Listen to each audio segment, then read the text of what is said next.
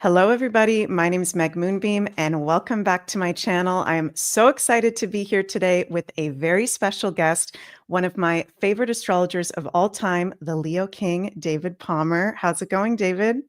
Hi, Meg. How are you doing? Thanks for having me on. Very good. And before we get started, I'd like to just share a little introduction that I wrote. I know many people on my channel know who you are. They're very excited that we're going to be talking today. And there's probably some that have maybe never heard of you. So just want to share that for those of you who don't know, David is a world-renowned Western astrologer, visionary CEO, and media creator, as well as DJ. He is the CEO of several spiritual media and tech companies. I can't keep up with all you're doing, David. I know that you've got High Vibe TV, the Leo King Inc., and 12th House Media, and you've recently launched Hypergate AI, as well as Past Life Labs, which I'm very excited to get into today. David Awesome. has David has conducted over 10,000 astrology interviews, has done and continues to do so much astrology content. I think you probably do more astrology content than anybody that I can think of on your YouTube channel, as well as on High Vibe TV. He regularly shares innovative astrology presentations and is known for his precise predictions of collective events. David has predicted countless world events, including recently the pandemic, post-2020 world conditions, the split in our collective that's been going on, and as well as the most recent Pope, the American Pope that got picked, among many other things.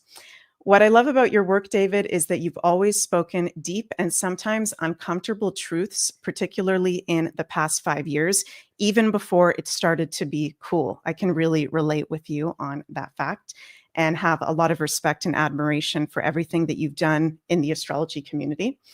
And I've been following you for over 10 years now, and your work has been a huge part of my personal spiritual journey and also the journey of me becoming a professional astrologer myself. So, David, thank you Oh, for coming on, and I'm so excited to have a conversation with you.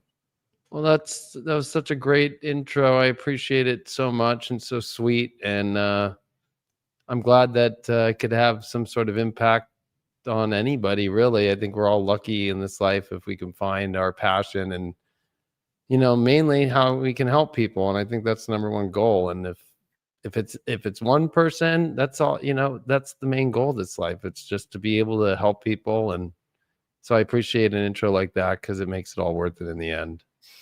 Well, I can say you've had a huge impact on my life and the lives of some of my best friends and even clients that I have. You are the real deal. So sorry if it sounds like I'm kissing your ass, but I am kissing your ass because I absolutely love and appreciate the work that you do.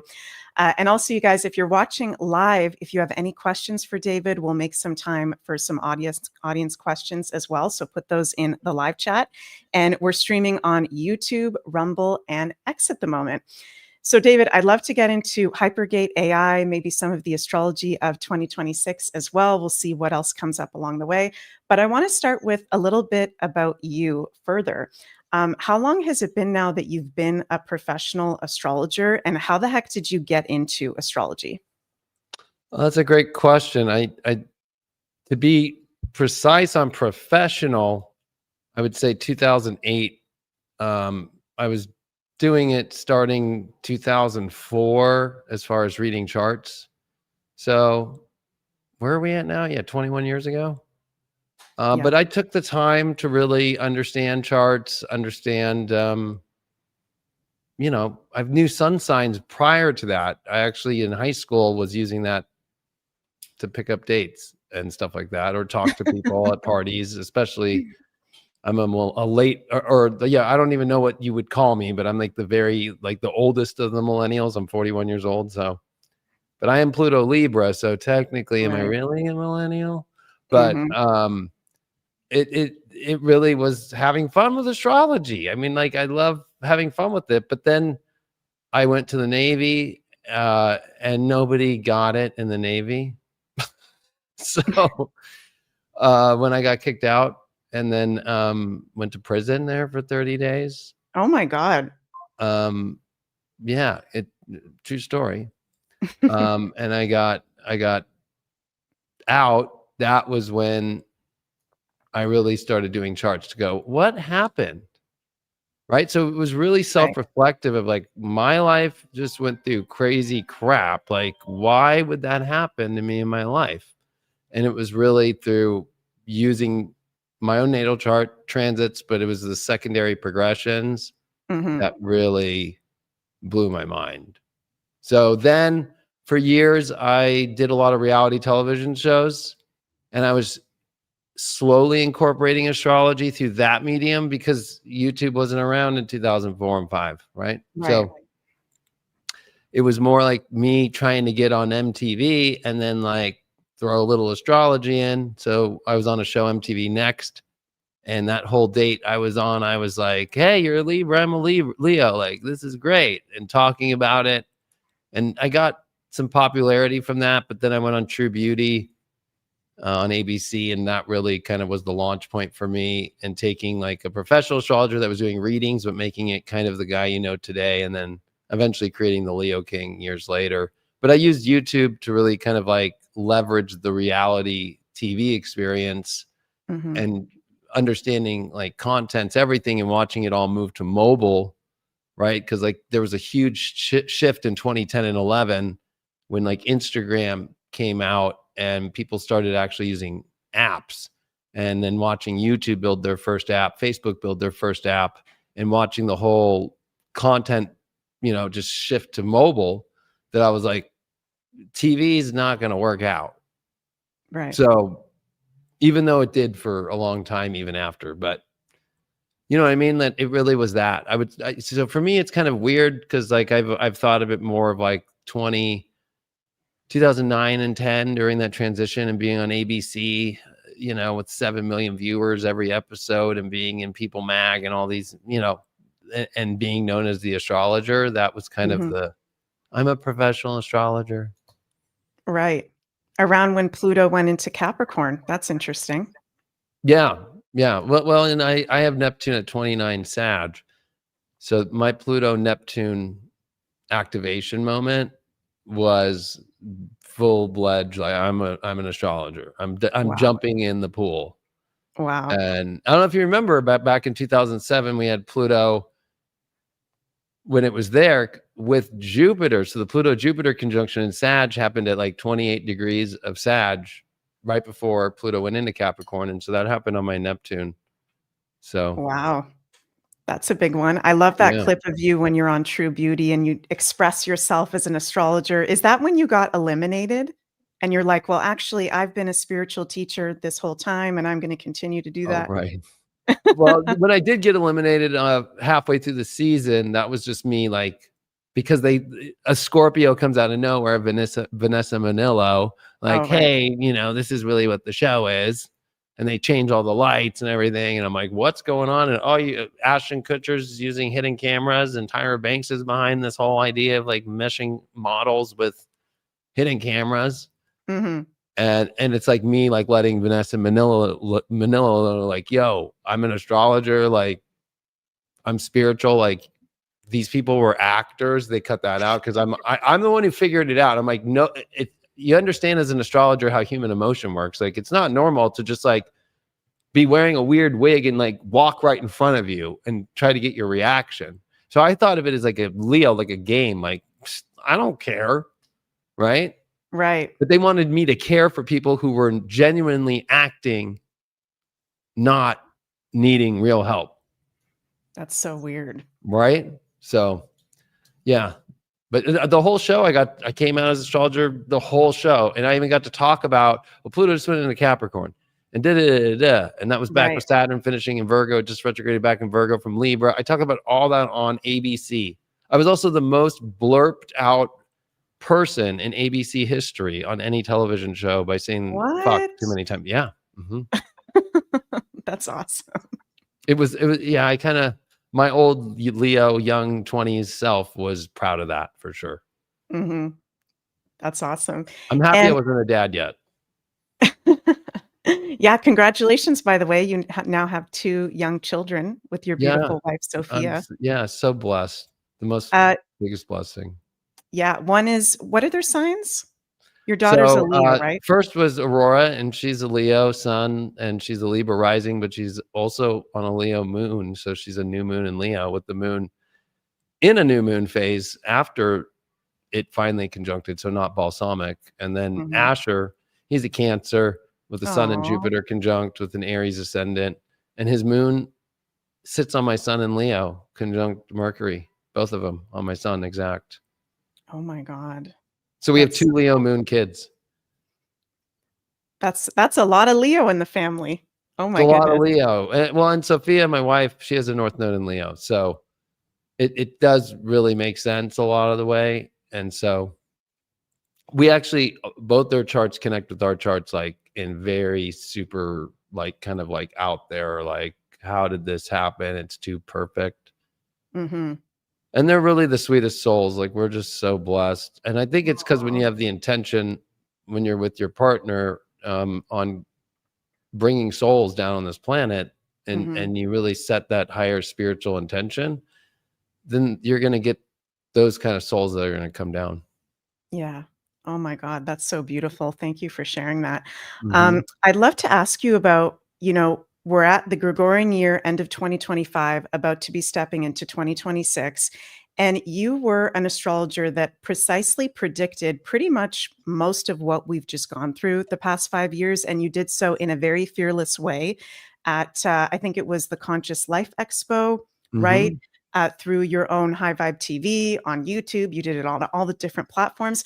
How does it just feel for you personally right now? Like having predicted so much that has happened, so much of the astrology community has still not owned up to the fact that a lot of them were wrong about shit that happened, right? And a lot of them demonized people like yourself. And for me, I wasn't really public astrologer at that time of 2020, 2021.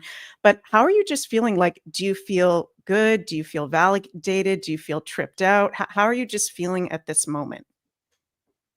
Hmm. My answer to this is going to be new that nobody's heard. I think now that when you become a dad, your own life, you still have to love yourself, and I do. Like I'm lucky, I'm a double Leo and all that, Mhm. right? But you live for your kids, and you don't seek validation. Right. Especially you don't want validation kind of from your kids because that's kind of forced, right? You don't want like we're here to validate people that we love and that we're raising and that we cherish, right?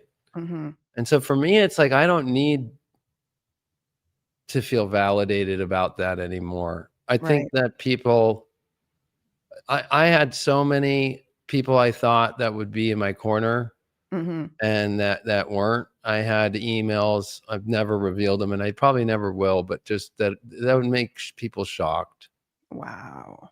like beyond, and a lot of them connected into DC.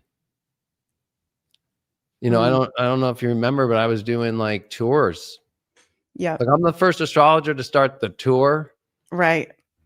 2014, 2018, and went through DC, New York, Chicago, Denver, all those the big cities to meet everybody and to do big astrology talks and lectures and DJ and do the whole nine, right? And bring the party to every city. And it's like you make all these friends and you make all these really important people. Mhm.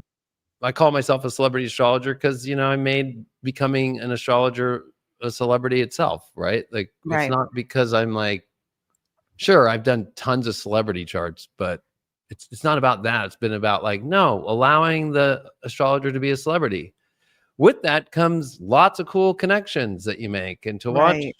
everybody like shame you in those years for your predictions or unfollow you. Mhm. Um, that was very difficult for me. Yeah. The reason why I think a lot of people saw, it's crazy to read Reddit. If you just search Reddit, the Leo King, you'll get a different version of me that people think of me as. But I wore a bandana through 2021 to be in that Aquarian time to show people to rebel, like Right. rebel. Like I think the hardest part for me wasn't so much the astrology community, but the world at large. Like watching bands I grew up with, I'm born in 1984, like watching, Mhm. like Offspring and stuff, like force people to like Oh my God. comply. And they were all these bands and all these people that like were rebellious, who were the most unrebellious people I'd ever seen transpire in this period. So I think for me, Mhm. it's like, as I look back, the more you expect validation in life, you're gonna hurt you're gonna feel pain. And I think Yeah. validation is a very deep Chiron wound. Mhm. I have it in the 10th house, so, and it's in Gemini. So yeah, when people don't say it, that's just me feeling the wound more. I've Right. like learned like maybe I don't need to hear it. And I just have to trust that God knows at the end of the day. And for me, I've had to go through a lot of experiences over these last 5.5, 6 years now, and having kids and being a 5/1 and human design and being projected upon so much that it becomes to where it's like as long as I know that God knows, that's all that matters now.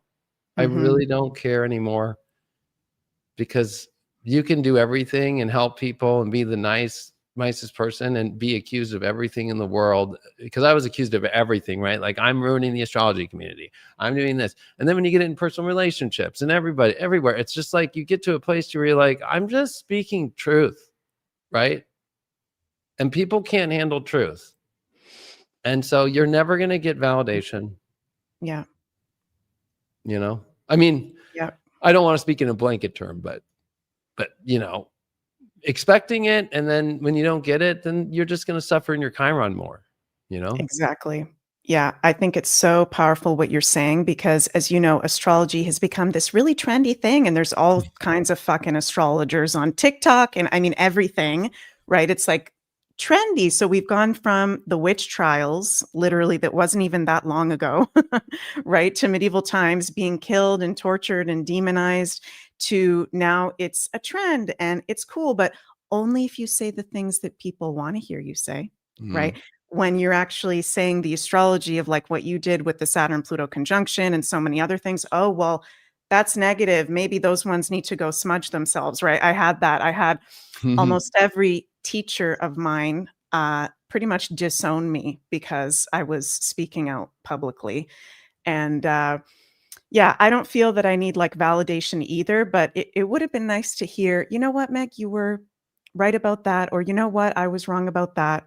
You know, people that we've had these close relationships with. It's very interesting how we live in these, it feels like split timelines, right? Like totally split timelines. And a lot of people have really changed in the past 5 years. And the astrology shows us literally every step of the way of what's been going on, and it just validates itself, right?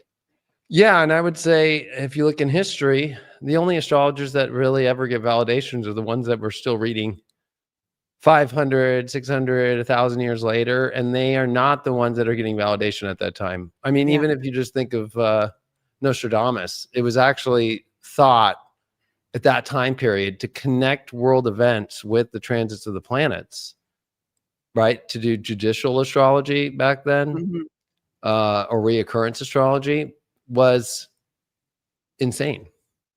Right. Or John Dee to be able to experiment with his hieroglyphic monad, the Monas hieroglyphicus, and really connect so many different layers of whether it's Pythagorean, math, which of course is quaternary, and bridging that with astrology, and then deciphering and creating his own encrypted code that he's trying to do while he's doing work with Edward Kelly. I mean, like, this is where the whole Rosicrucian movement started. The validation became, we don't need your external validation. We're just going to go underground. Right. And I think that's what's kind of forming now, is that the people who know, and that's why, I'm not going to go to United Astrology Conference I in was gonna ask you 2026. about that. Right. Sorry to interrupt you there. When's the last year that you went to the United Astrology Conference? Well, it was the last one, but that wasn't back in 2018. They haven't had one since 2018? No. No, because Oh, there's no real, like, it's not like the Olympics where it's every 4 years. It's okay. usually like I went to 2012, right? And then So the 6-year thing kind of does work out. This case, it's going to be 8 because they were really obsessed about the pandemic. Okay. The people on the committees and all. It's the whole astrology. Like, I'm not going to call it the community. The ones that established their own organizations Mm-hmm. that all form together to form then another UAC board where like a main member from one of the organizations are all on that board. And then it's all run by a woman named Linda in the back who's, controlling everything. And she's from Washington and runs the whole Washington situation, which is super COVID freaks. And so when that's now in control, and they were pissed at me in 2018, I put all the emails out recently with Ray Merriman and all of them trying to shut me down back then. Wow. It's the same thing that's happened in the old times, right? Like, Yeah. I even think of like, Galileo. I mean, if you look at his work and you look at the Starry Messenger, he used astrology to make the telescope. Right? Like, this is the guy who created the telescope. Like, we always try to use, oh, well, Uranus was found in the late 1600s, and that's when the telescope was there. It's like, no, well, Galileo was back doing that in 1610, 1611. Mm-hmm. Right? And he's using like angles and geometry that are all based off his wisdom in astrology, and uses the first telescope to look at the moon and to see all the different phases of it. He's the first one to report the craters on the moon. They didn't know what was on the moon. But then as he's looking out, then he starts finding Jupiter's moons. Right? And then it's now logged that he did find Neptune. So how does a guy with the first telescope find Neptune, not even realize it till we can confirm it? Just like, I think it was 3.5 years ago.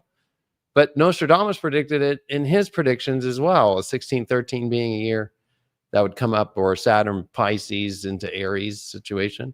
Mm-hmm. And, and guess what? He got thrown in prison in a house arrest by the church.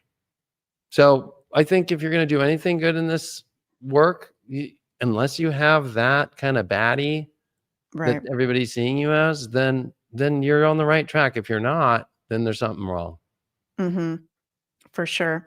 Well, I heard you one time say there was like a conference or something where even in 2022 or 2023, they were asking for vaccine passports or something like that. That wasn't a United Astrology conference? What No, was that was NORWAC. They would Okay. even last year in 2024 required you to have a COVID test to get in. What? Correct. So I hit that hammer hard for 4 years straight. Like, these people are insane. The COVID tests have zero Oh my God. reliability when you have 60% in the data showing false positives and 50% false negatives. That you have people who have it walking in, if that's true, if it even exists, which I don't Mm-hmm. believe it does. Yeah. And then you have people who don't, saying they do. I mean, if you could go take a banana and put it on a test and it says it's positive, we have a problem. So that was their way of gatekeeping anybody who's not extremely leftist from being able to come in. And they preach diversity, equity, and inclusion, yet they are forcibly, intentionally making it to only filter through the astrologers that have their mindset only, which any astrologer supporting any of these orgs that are part of United Astrology Conference and not calling this out, you are part of the problem. Right. So yeah, that's, I don't understand it. So as I said, it wasn't until I think 2022 when I was going through my Saturn return in Aquarius that I surrendered to the fact that I was being called to become a professional astrologer. And I just started doing it and worked out. You. Thank you. Worked out effortlessly ever since and been really, really enjoying it. And before then, I got with my husband, Jens. We got together right before the pandemic started at the end of 2019. And I remember being in Belgium in early January 2020. And my friend Katrine, shout out Katrine, she's a Belgian astrologer. We were sitting in her kitchen table and we were looking at the charts of the Saturn-Pluto conjunction in 2020. And I remember us both sitting there going, this is going to be the most possibly fucked up year of our lives. Like, what is about to happen? Why aren't there why isn't every astrologer talking about this? Like, warning, warning, warning, right? And it just seems so obvious. So when I hear you say that, it's like, okay, who are these astrologers? Like, what the fuck is going on with that? It doesn't make sense, right? Well, I What's the mean, intention? I think being an astrologer is the most courageous act because of the fact that you already have the religious institutions who think you're, you know, a devil or you're the dark, and then of course in the science world you're delusional or schizophrenic in their opinion, maybe, that you believe in a belief. And but you know, it's funny because an astrologer is willing to take in the other side, so it's not delusional, right? I'm willing to Right. say, oh, like, let me look at this, I'll take your data and let's see.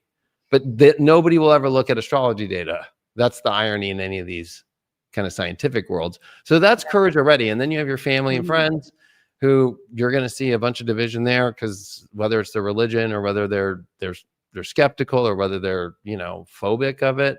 Yeah. So already that's just a challenge in itself, being an astrologer. Then Mhm. putting it out there, then calling things out for what is actually happening and putting the prediction out there to be like, this is going to happen. Mhm. That's the final step. That's the big kahuna.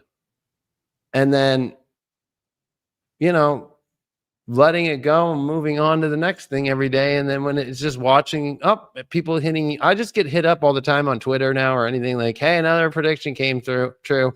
And then people just send me the news article or the post. And it's just like, oh, okay, right. Like, you have to do it, and you just Yeah. can't, because astrology is 100% correct. There, if you doubt it, then you're going to lose. Mhm. Right. So it's really not that special, in my opinion. It's just about how well you understand astrology, because it's like, you just follow the astrology. This is what it says. That's what's going to happen. Okay. Just you're the translator. Just translate that out. But a lot of people Mhm. filter too much, I feel. Yeah. So For sure. That's a really good way of explaining it.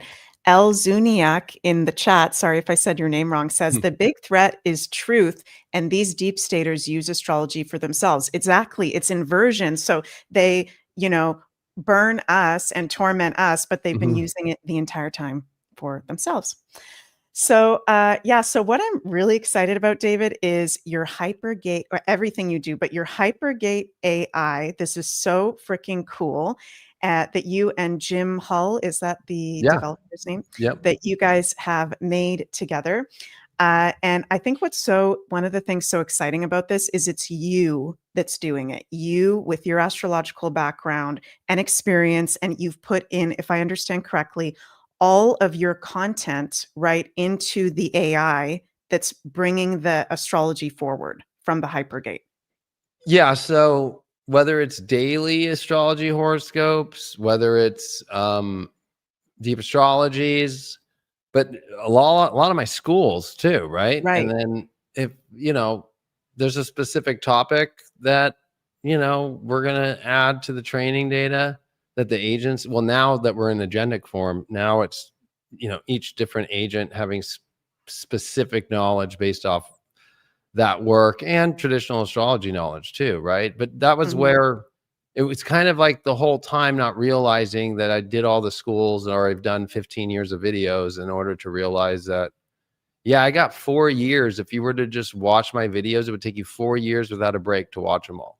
Holy crap. I was going to ask you So how many hours you have. So you have at the moment, 4 years worth 4 of. years that I've sat in front of a camera without a break. If you were to look at the 15 of the years, yeah. So Wow.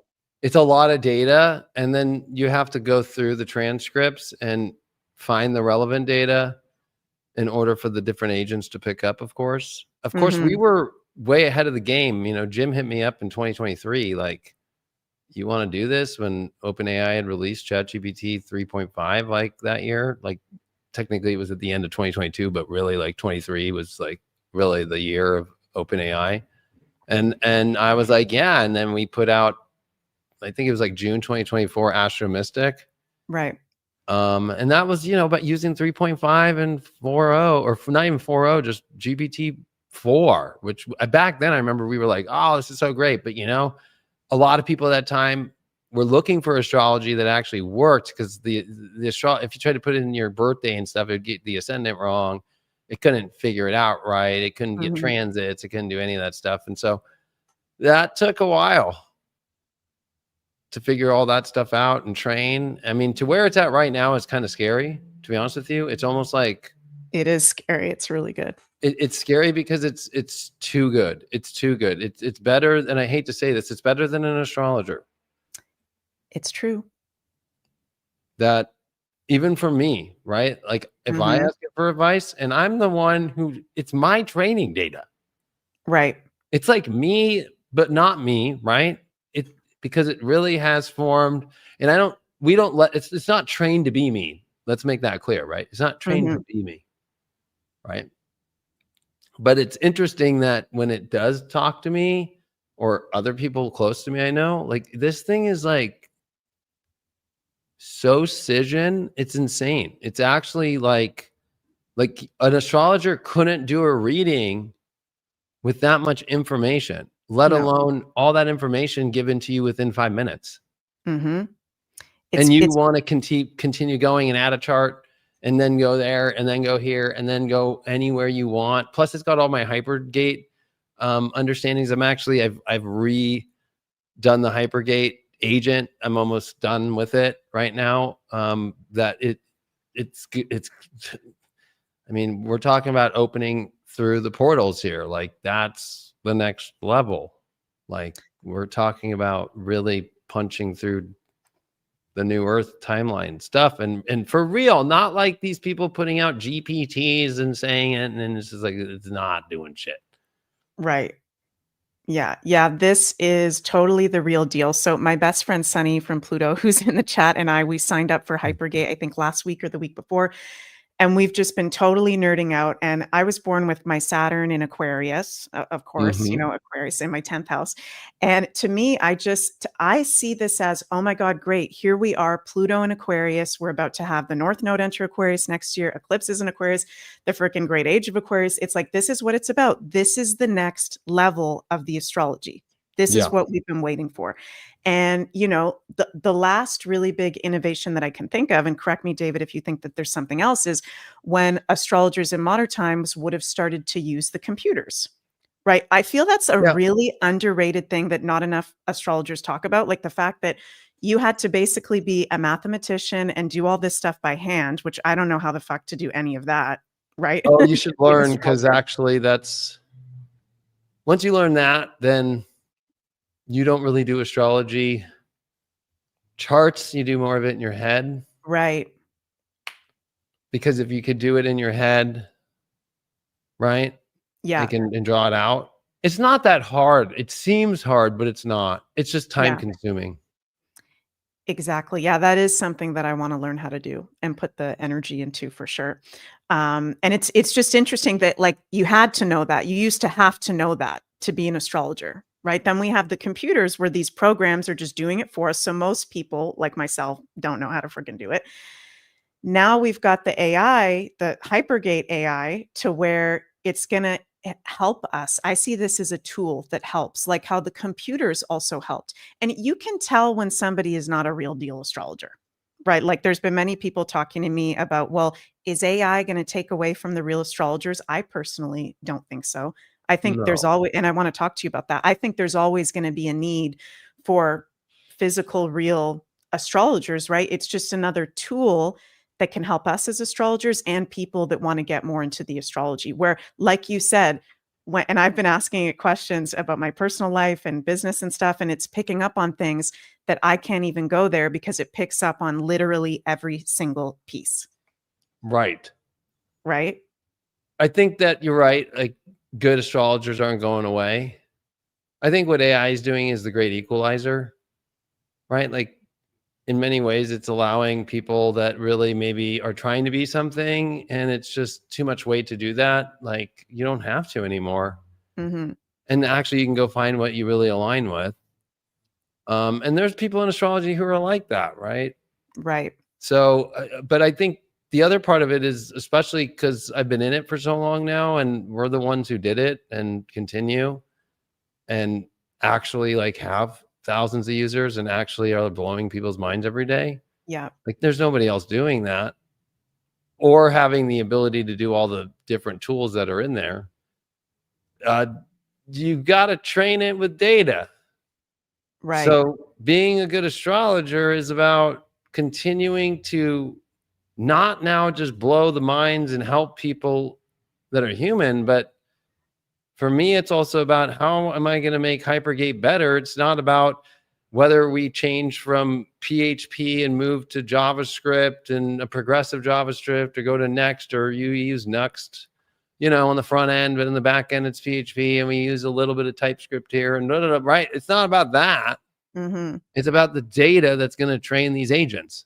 Mm-hmm. And right now, actually, I just read it came out this morning that 3 of the biggest LLMs, it's going to be Google, OpenAI, and Anthropod, whatever, right? Claude. I Yeah. hate their name, like Claude. They're all coming together to form I'm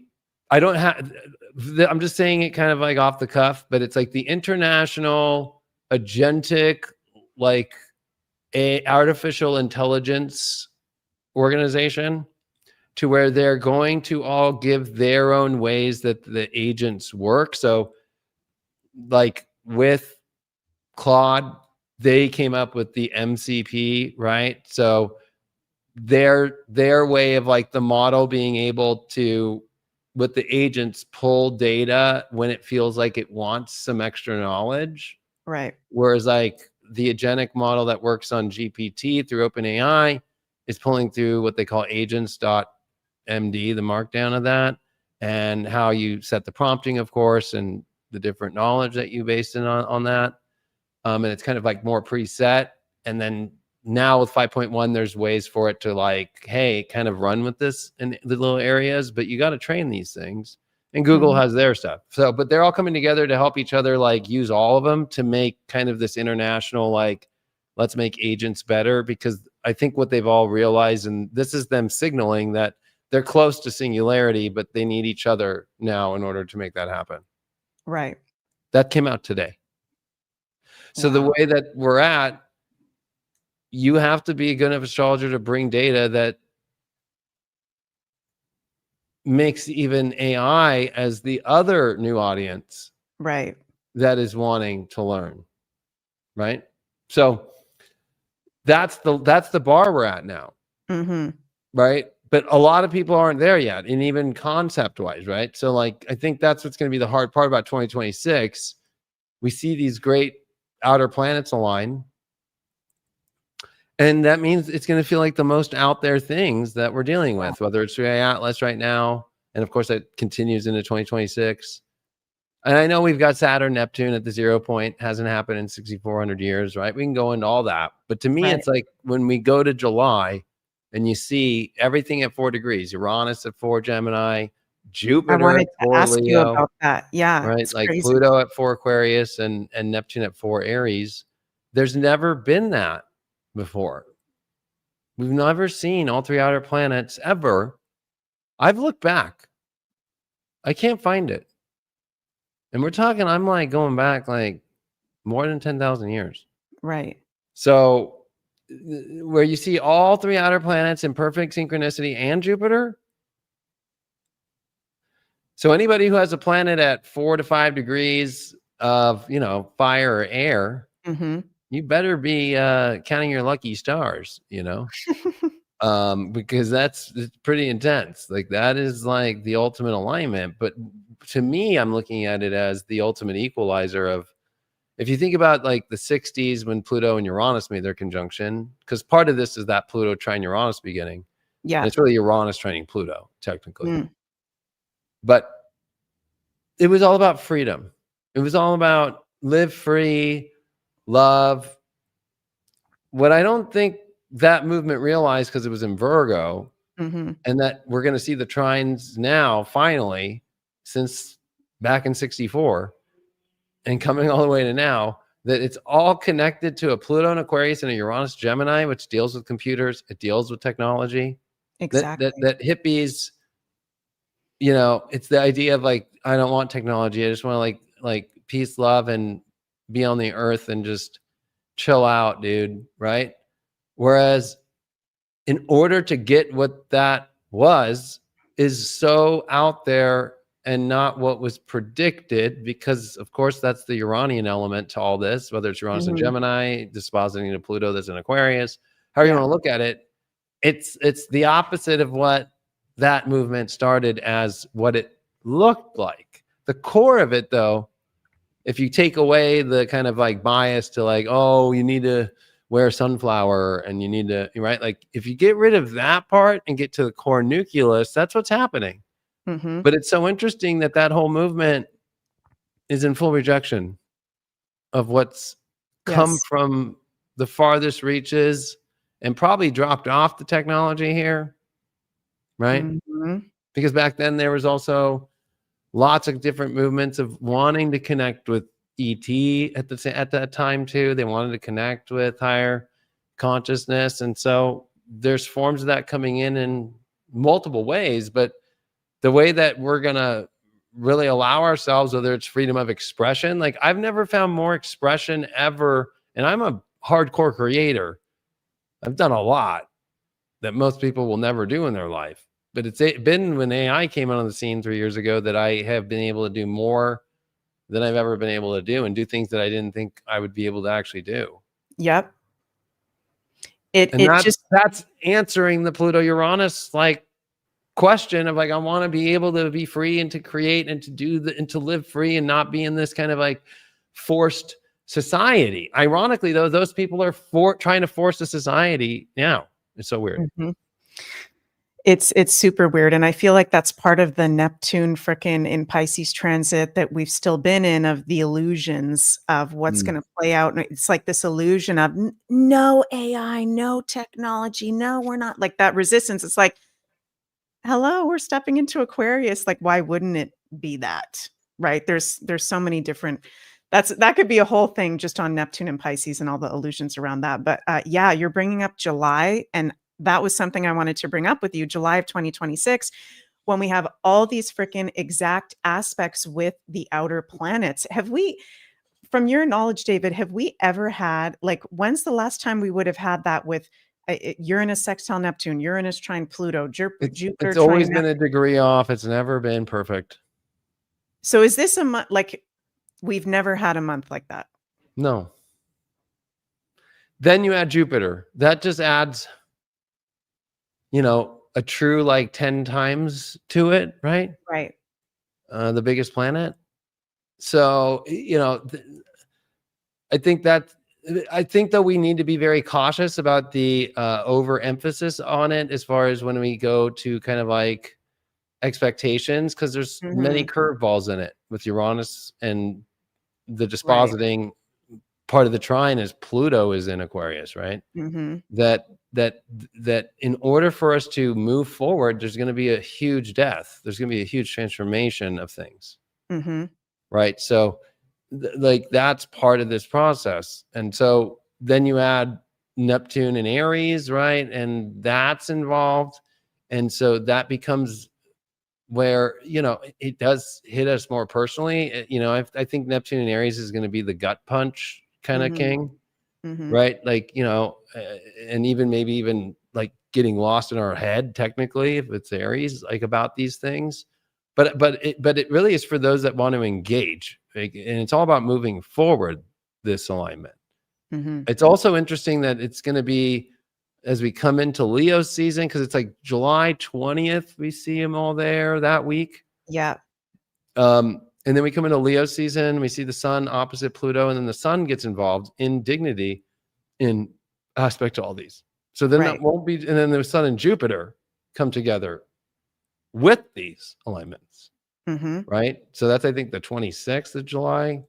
Yep. Somewhere in there, probably the 27th. That's where I think it becomes,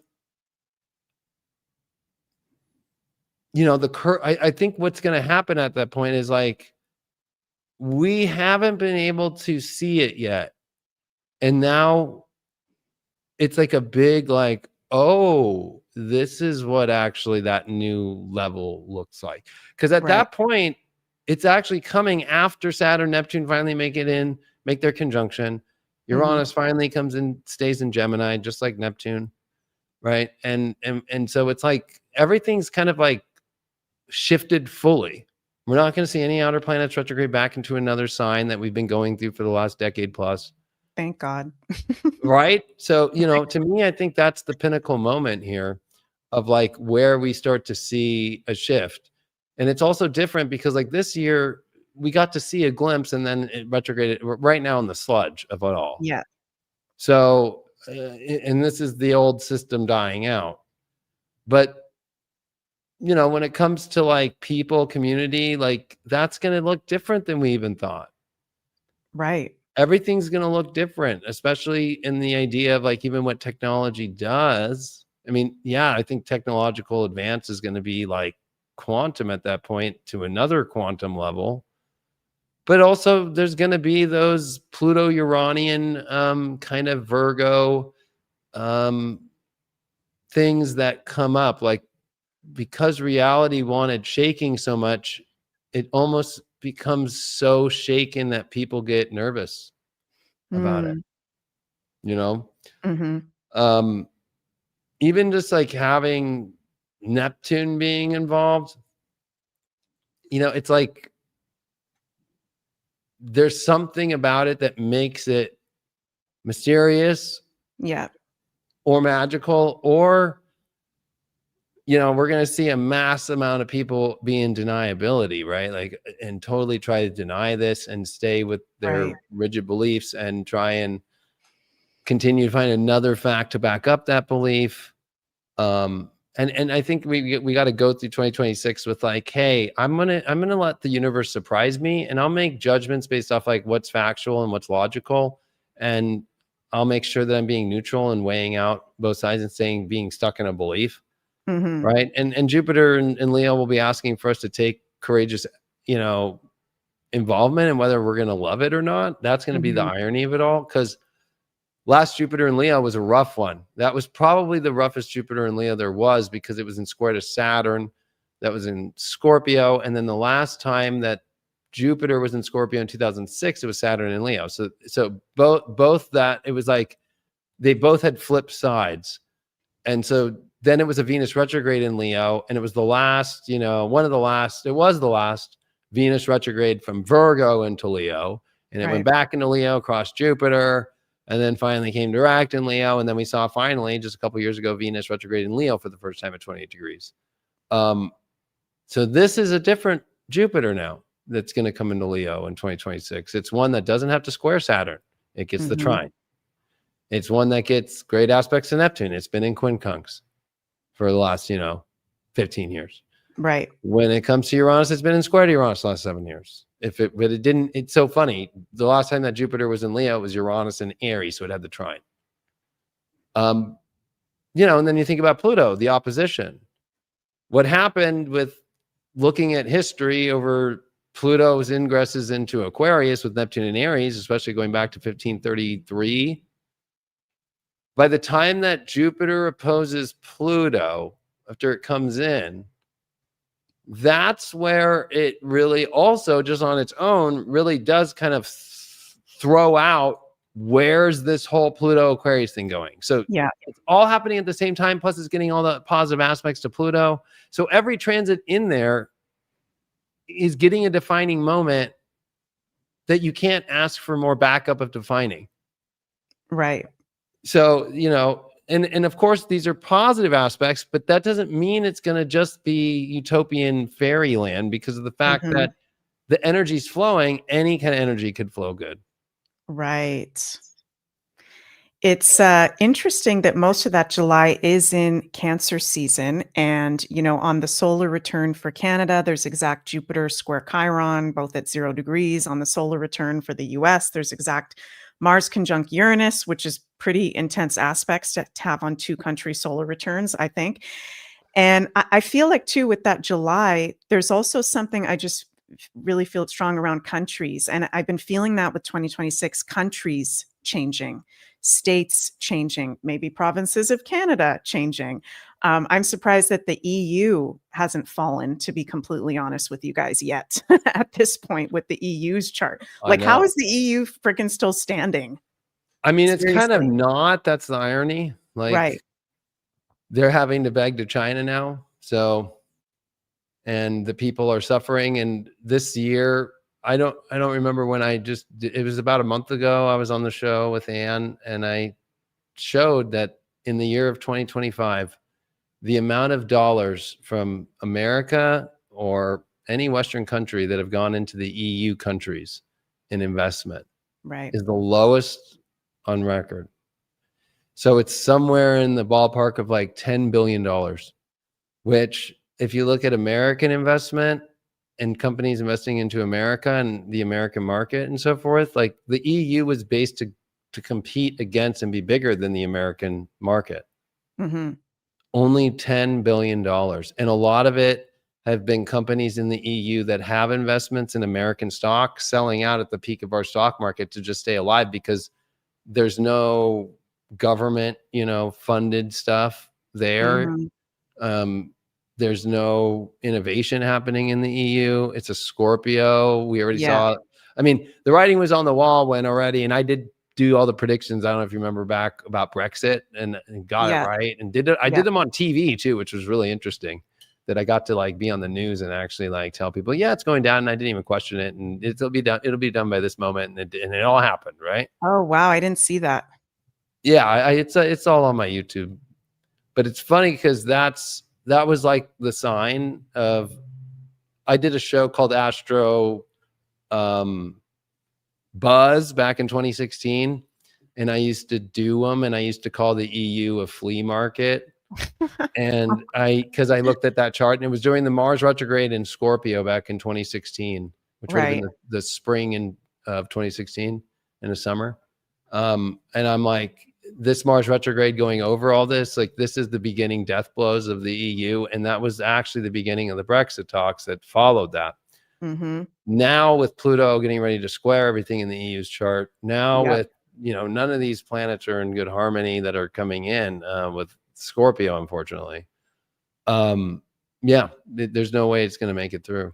No, and Uranus is going to be, I don't know off the top of my head what degree Uranus is going back to until April, but the moon is 24 degrees, 27.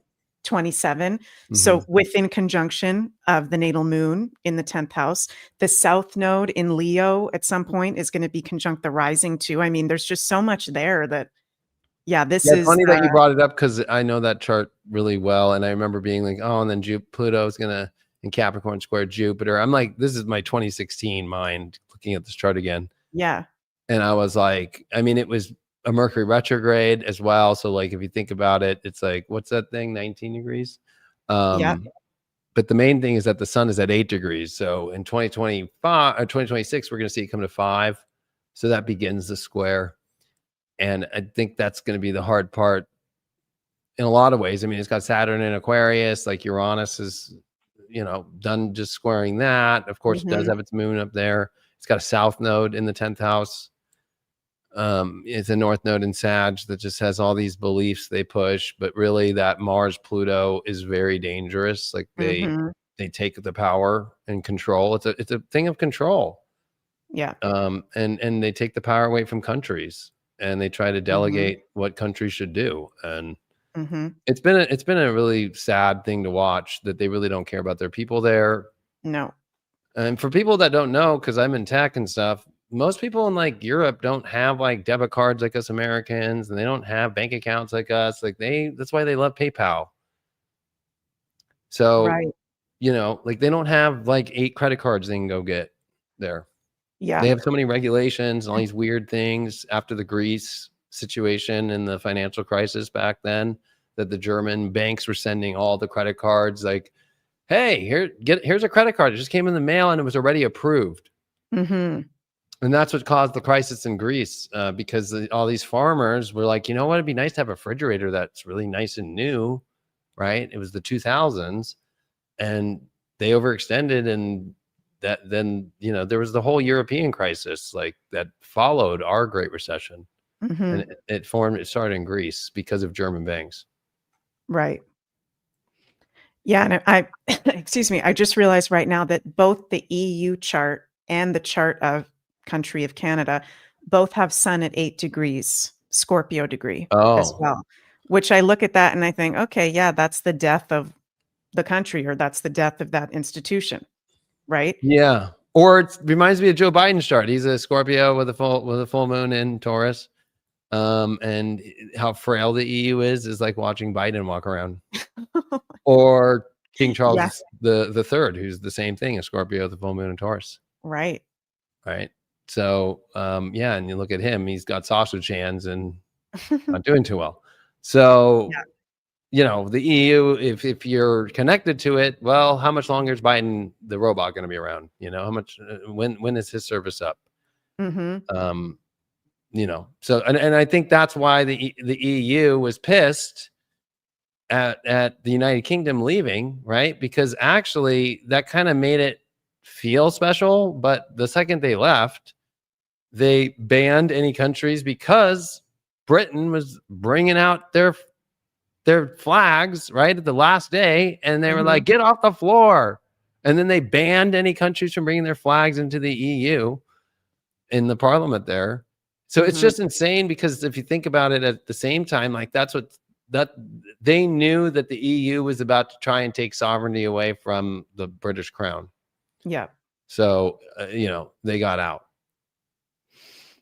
Yeah, it's, when I look at that EU chart, I just think that's super duper dark, and I'm a Scorpio myself with Pluto and Scorpio, but it's just like all that Scorpio, yeah, with those placements, and whenever I walk around in Brussels, which I don't like doing, but that's the capital of Belgium where I've been Right. living recently, it's just so fucking dark.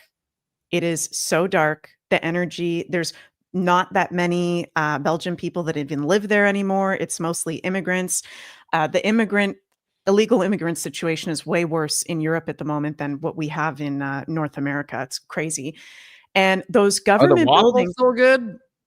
are the waffles are great. The waffles are great. The chocolate, there's positive. And what's positive is a lot of people are waking up over here. A lot of people are waking up, which I think is, I mean, it's that Aquarius energy. So I don't think, I'm not like a doomsdayer of everybody's going to die, but definitely I feel in Europe like there's going to be a big revolution of some sort because Europe as a Y- whole, they haven't gone through yet what the states went through. Canada hasn't gone through what the states went through, where you guys actually had a freaking full on revolution. I mean, France had a Correct. revolution, right? But most of Europe has not done that. And part of that Pluto energy I see too in the chart is like, yeah, you guys are still under reptilian royal families, right? Right. Well, And I it's mean, kind of America is too. It's all the same bloodline. right, Every right. president except for Van Buren. Hmm. So, Yeah, it's but yeah, the whole letting go of that, and that's connected right, always to a church too. exactly. That's the separation of church and state because that's the bigger part of just having a king or a queen or a monarch. They're also the head of a church, and so a lot of that goes deeper into the religious thing, which I think the big. So actually, going back to like these alignments, Yeah. religions are on the table to have to explain things that they've known about, Hmm. and that's what I think is going to crack the system. I think that's going to be the hard like head Neptune Aries thing for a lot of people that are really religious. That what you guys lied, you guys have known this, Hmm. you guys have known that, um, Yeah. and that these are all just regurgitated stories. Yep. Um, that with Jupiter involved in Leo, and Jupiter and Leo is it if you take Henry VIII story in the same astrology we're in, right? Like, he left the Catholic Church, so yeah. And then I see Charles III trying to make friends. Like Henry VIII is rolling in his grave, even with his gout. Hmm. Um, you know, uh, so yeah, I think that's going to be the bigger kind of clash that happens. But you're right. Every country except America has fully said bye Like bye, and actually America the other ones are African countries.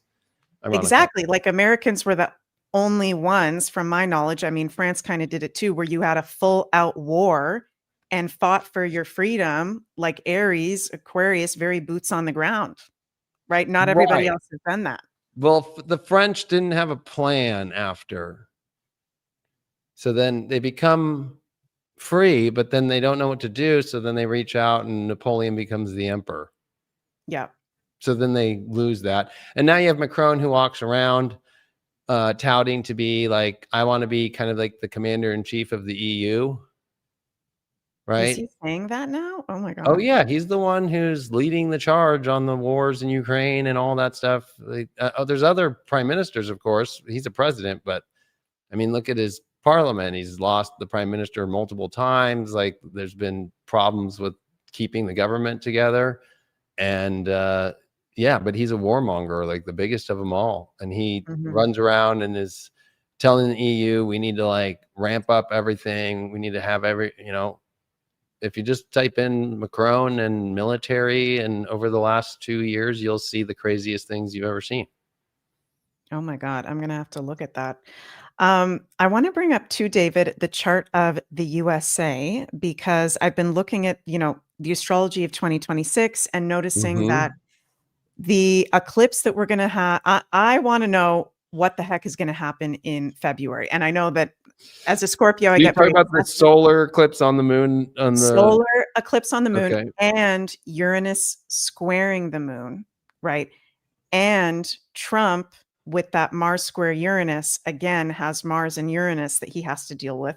Again, Mars in an opposition to his Mars, Uranus square his Mars. What do you feel for the US in February or early 2026? And I know that you've predicted you don't think Trump is going to finish his term. Do you still feel that? Because I feel that. Yeah. I think he already knows it too. It's all been pre-set. Like I think the whole not like January 6th and making him look like the bad guy, like both left and right have been in on this story all the time, because you need a strong man and you got to make a Biden show up and make him a robot and then have him do auto pen and do all these things in order for people to be pissed, to all be pissed in the country, to accept the thing that, nobody wants to do that Trump will do. Like, we're going to deport everybody. We're going to cut all the US aid because we're broke. We have $34 trillion in debt. So it's been a show the whole time. So I think what's going to happen is cracks in that, like America refining what the new feeling, because it's always about feelings with America. Like, where's the feeling of the country, right? So when we won World War II, we like to say that's the best moment in America, because the feeling of the country was we won we lost a lot of people, but millions of people came home, and that's the baby boom and Pluto and Leo. And right, it's like, yay.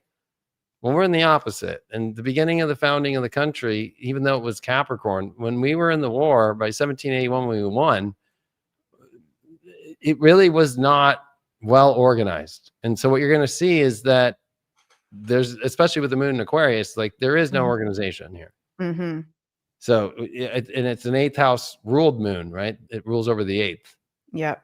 And so the other thing too, are the nodes are getting ready to come into their flip, right? We're going to see that North node come into Leo, right? And South node North node come into Aquarius and South node come into Leo. And so I think America's making a big U-turn, and then around this U-turn, it's like, what is the new feeling going to be? Right now, it feels so odd because it doesn't really know what to do, because there's nobody to reflect, to look at. Right. The reason why America is such what everybody looks at, even if they hate it, they still look. They're like obsessed stalkers. Is because there's nothing to reflect a country that runs, the people run themselves. And that we have the freedom to say, fuck you to your face and not go to jail. Yeah. Or we can do whatever we want. That's why all the technology that everybody's using to watch us in other countries comes from here. So it's like that. I think that America's always in that position. I think it's just like a reset of like what that new feeling's like. And the disorganization is going to be the same way that, the ideas of forming the Continental Congress to create the Constitution and the constitutional debates and what happened for the years that it took after 1781. By the time we got to 1787, we finally got, okay, Constitution. And it wasn't even until George Washington got in and elected the first president from the people in that constitutional convention that he's the one who affirmed the Bill of Rights. That was not guaranteed to us until Washington came in to become the president. Mm-hmm. So I think there's going to be, one of my craziest predictions is the Second Amendment's going to come back fully, meaning like there is not going to be a law like you need to go register and you need to go through this course and all this shit. That I think the Supreme Court's about to deliver that in 2026 with Neptune and Aries and all these planets. And America is going to be back to like, you have a gun in the back of your truck, that's okay. Because that's what's our number one right that's been taken. Right.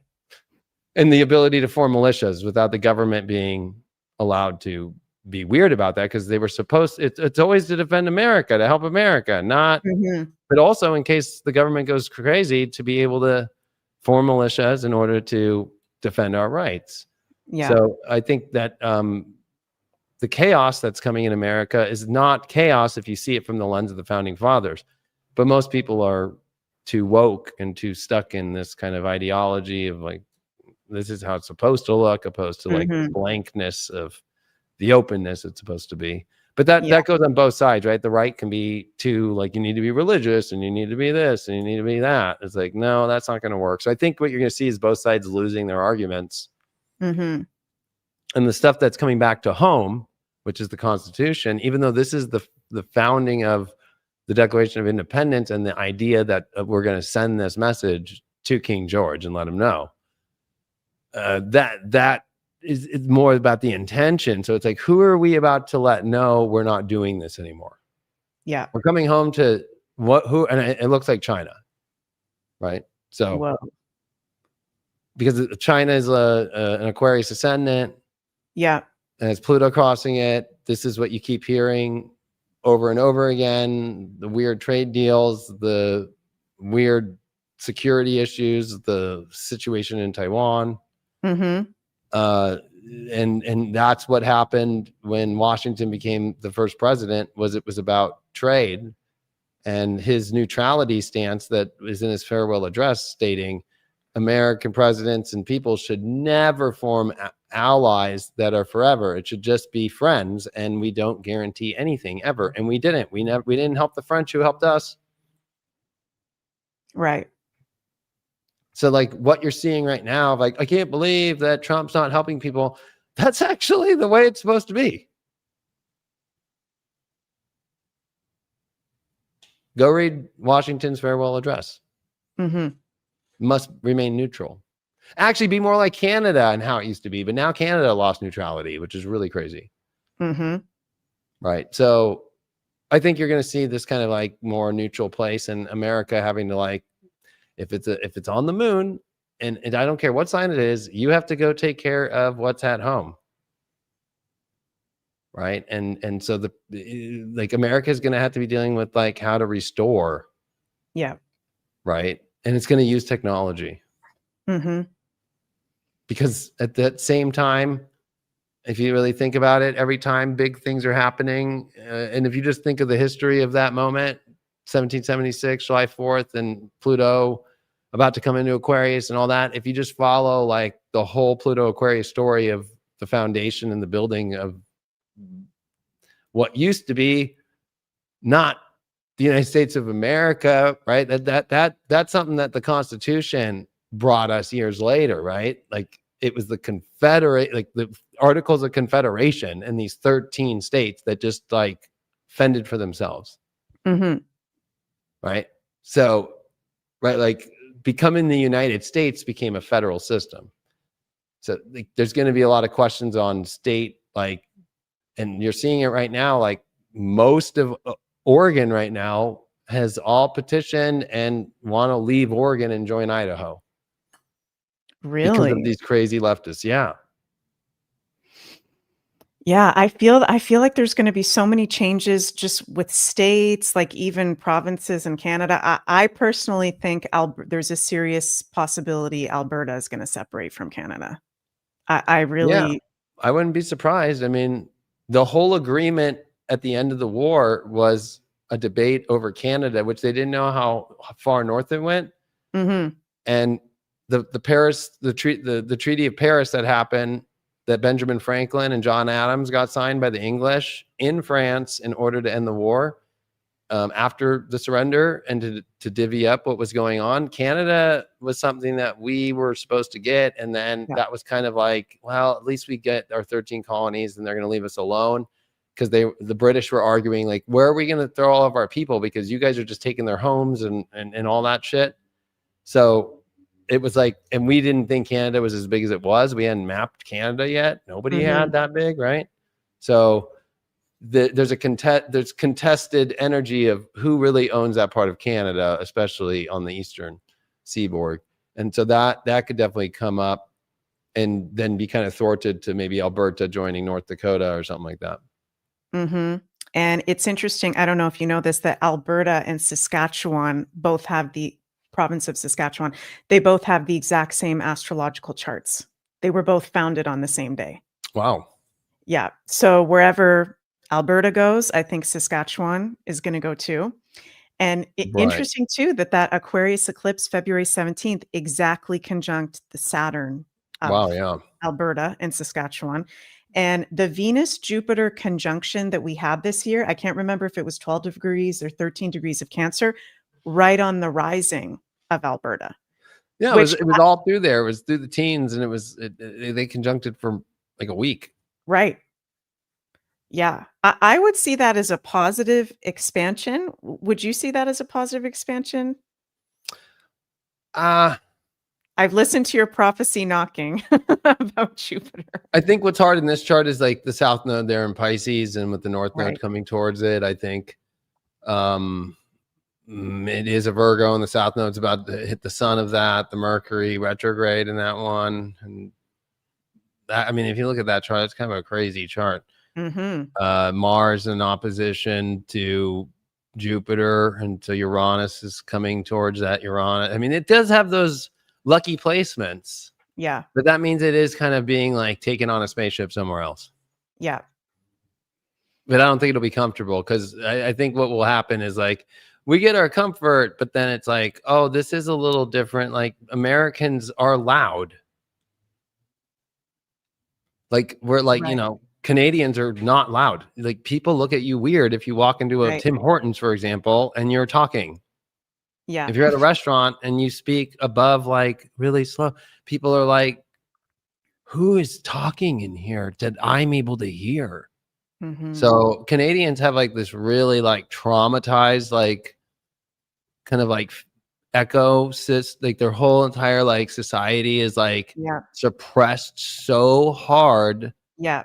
and been used as like a pawn to be like, we're part of the United Kingdom. And no, we have our freedoms, but just go read.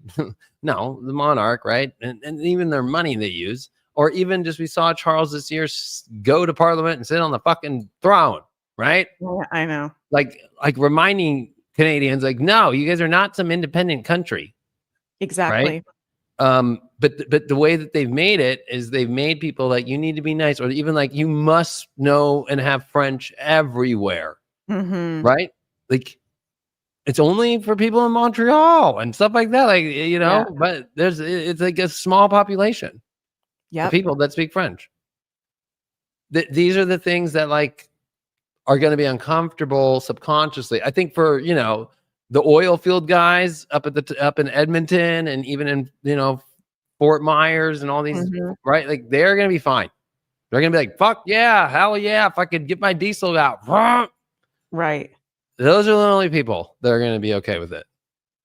Yeah. And then the people who like money because they make money, like Alberta is where the money is made. That's Exactly. from the land, and people who are more free.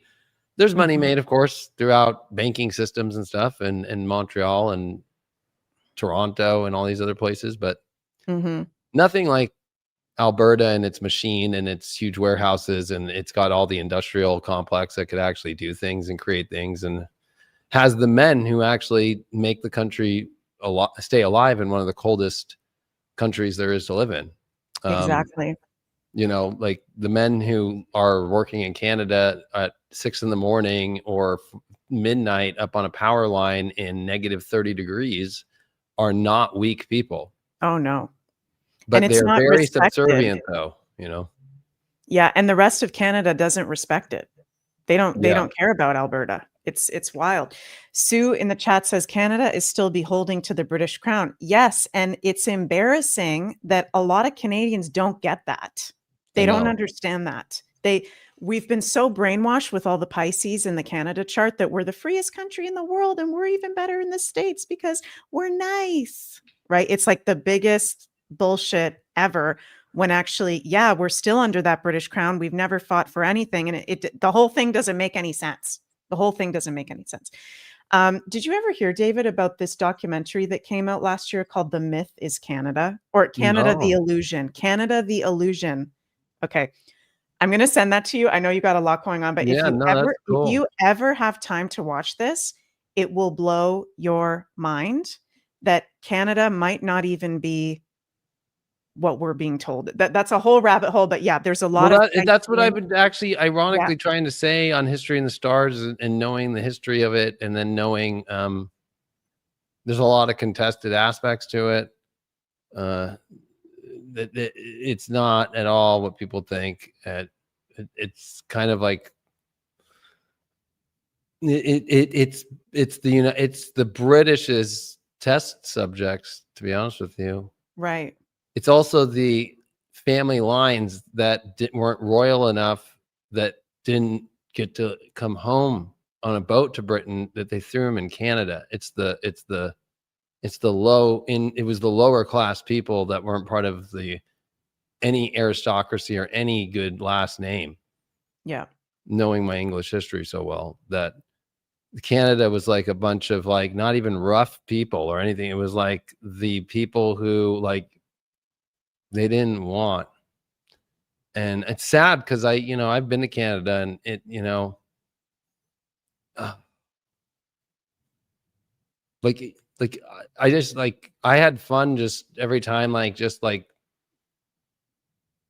speaking my normal Leo just sound, right? And just watching people freak out, or Mhm. asking people for when I go to the gas station, like, hey, I need, 30 on that. How many liters do I get? Like, and just like, what? You're talking to me?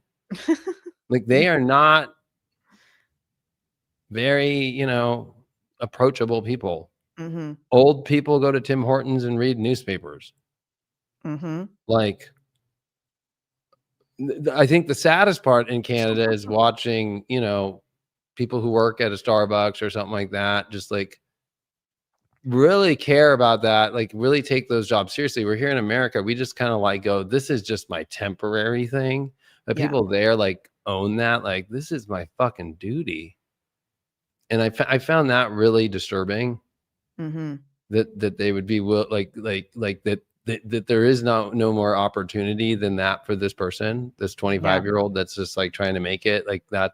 And that's why you see the most women trying to come to America through marriage, right? Because they want to Exactly. get the fuck out. Or Yeah. the number, like I think it's like, if you look at Hollywood, right? Why are so many actors from Canada? Give me the fuck out of here so I can at least speak Yeah. and express myself. Or OnlyFans, same thing. Right. Um, and that tells you where society's at, right? Or Eastern Europe. So to me, I look at Eastern European countries. Why are Mhm. all the porn stars and all the OnlyFans, and then people who like have crazy other business ideas, that they are all trying to get to the States? And then these industries that are kind of taboo and all that are just filled with Canadians and Eastern Europeans, because there's no Mhm. difference. The Yeah. suppression is very, and I think that's where it's going to get, pretty crazy. Or even like Justin Trudeau now with Katy Perry is a great Oh. example, right? Like, Oh my God. Yeah. I mean, I think but it's a joke. But when he went and watched Barbie with his son, I was like, because it was during his divorce, I was like, oh, did he go gay or something? Like just to be all like all the woke ones, because his son and him are wearing like pink Barbie fucking things. And then Right. Natalie, I was like, no, that's his son. I was like, oh shit. I was like, sorry, bro. But like, that's a whole nother story right there. I mean, like it's an It just gets interesting thing. weirder.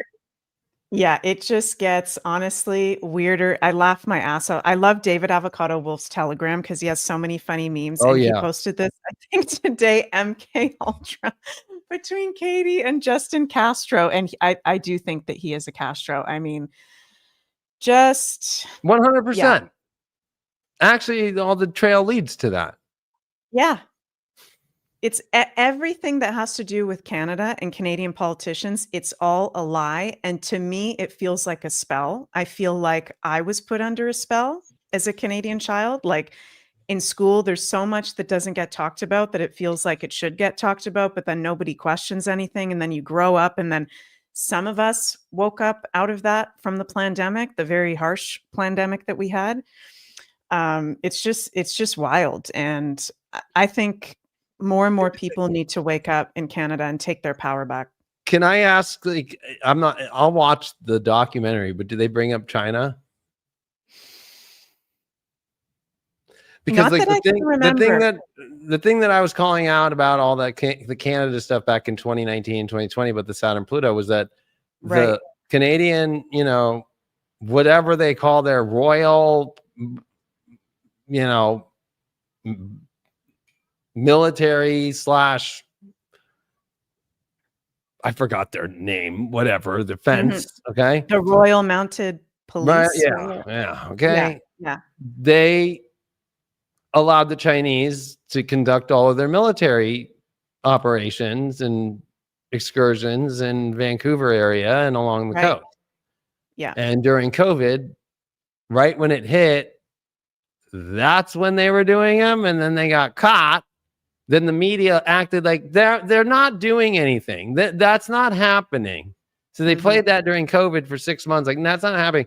And then it got proven that it did happen. What I Yeah. think happened is that Canada sold a majority of its stake to China, right? Wouldn't surprise me. And that's why you're seeing, and like that's where the Castro ideas come. Like it's like put up Justin Trudeau and allow him and all there was so much financial like fraud happening, along with also the way that he was treating Canadians and the trucker movement. Yeah. But just if you look at like the reason why he resigned was because of financial fraud, including him taking money from the government and putting it into a fucking crypto that was about gay butts or whatever. It was It's crazy. yeah. There's so much. It's just the corruption, and yes, we had the Freedom Convoy, and that was great, and that brought a lot of hope, but then look what they did with that, bringing in the army from whatever the fuck that was, like the United Nation Army to take that all down, and then we still took that afterwards. It's just yeah, Yeah. I'm gonna send you that documentary, and I'm trying to remember the whole specifics about it, but I watched it. It came out last year in December, and what's really weird is the dude who made that documentary died right after it got put out. And after I watched it, it's a lot of technical information, and when you watch it, there's like, because it goes back to the founding of Canada, like it literally dispels the illusion of what Canada is. So most of the time you're watching words on the screen and you really have to pay attention. But what I remember from it is that I forget what year it was, but there was a year where Canada, if this is true, supposedly no longer was under the British monarchy. And this happened recently, like in the 80s or 90s, if I'm remembering correctly. So Canada now is something else entirely that we're not being told. The people don't know about it, right? And the guy who made this is now dead, who did all this research. So I'm definitely going to have to rewatch it, and you guys check it out, Canada the Illusion. It's really, really interesting to see the whole history. And I think if I'm not mistaken, like the only reason that Canada is its own country is because there was that battle fought. Wasn't it 1812 or something? There was a battle between Well, the British, the Loyalists and the the British came into America to fight the War of 1812 through right, Canada, but it was actually through the Great Lakes area that they right. came through. And then that's what eventually ended up in like that 2 years of the war, burning the White House down. Mm-hmm. Right. And so that's how that goes part of the Franklin and John Adams treaty. The people just need to research the Treaty of Paris, like the full research of it, not just the wiki, Mm-hmm. like what the contested debating was about, and over Canada being such a big part of that. Yeah. And then the War of 1812, definitely you need to get into that, or even the French Indian War prior to the Revolutionary War, Mm-hmm. and with the British, right? That the French were here and doing that stuff up there, and then the British brought their biggest manpower possible and killed all the French and the Indians. Hence, the French helped the Continental Army and the rebels here before it was America Mm-hmm. because of that. And Right. why do they speak French? Right? Like, and English. Yeah. Right? Now you start building up where that all comes from. It's deeply embedded in weird treaties and weird scenarios and weird trade-offs. And as it is a commodity, right? And there's something about the sale that, or just like given, because why would China be there? But of course, there's something that comes up, whether it was San Francisco in the beginning of the 20th century, or Vancouver has got a huge Chinese population, of course, and A lot Chinatown, of so forth. Chinese Yeah, people are moving to Canada a lot right right. now. And then what's the biggest deal that happened during Saturn and Aquarius was China and a military alliance with Iran for oil and for weapons. And now you see Muslim populations, right, pouring into all these countries that China's allowing, the same way that the Chinese prior to that made deals with the cartels for fentanyl, right? That now Mm-hmm. you're seeing the Iranian alliance that was made in 2022 come into fruition in Canada, and they did that in America, but that's been stopped. So now you're seeing it doubling down in Europe. Right. So the only way that Iran, because like China doesn't have a religion, right? So it's full commie. So it's Mm-hmm. just whoever is the supreme leader, right? But when you go to Iran, that's the most smallest form of,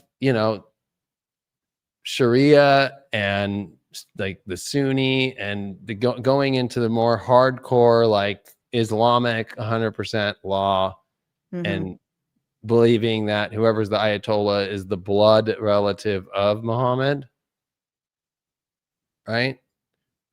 So imagine if if the Pope could only be chosen if he had the blood of Jesus. That's Iran. Wild. Wow. And so that's why it's like 12% of the Muslim population of like in the religion. That's why you have Saudi Arabia, which is mainly like the opposite, right? They don't believe that you need to have a leader who's got the blood of Muhammad, right? Mm-hmm. And it all comes down to blood stuff, which is kind of weird, but that's what you're seeing with China. Is China's like helping Iran out, and that deal was penned in 2022. And Right. was the strike in Iran really about America or Israel, or was it about China? Right? Like Mm-hmm. people have to like start kind of widening their scope here a little bit, because like, Yeah. and like based off the astrology, like Russia, when it was the USSR, we teamed up with them up against the Germans, right? I mean, that's what Uranus and Gemini likes to bring. That's the flavor it brings with the Saturn, that, when it's in Aries, it builds it up to when it comes into Taurus, it being that with Uranus and Gemini. Yeah. So it feels like,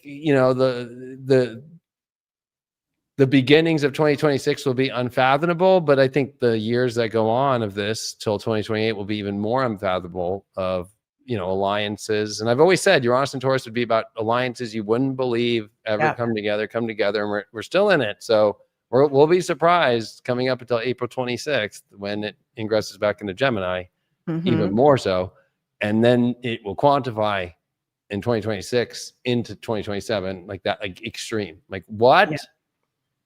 And it'll be the fight for people wanting to end it all by saying, let's do the new world order where it's just now the Americas as a country and just Northern Europe and Africa, and trying to make a one world government. Right. And that's under the disguise of utopia. But I think that's where like the human design prophecy of Ra and the cross of the sleeping phoenix, it won't happen. They can't even keep it together now, let alone create that. I agree.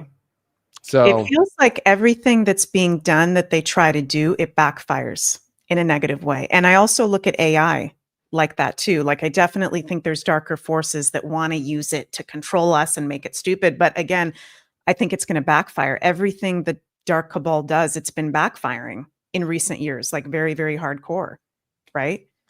yeah, I mean, I think the secret is knowing independently what you can do, opposed to giving all of your, expectations for the world to deliver for you.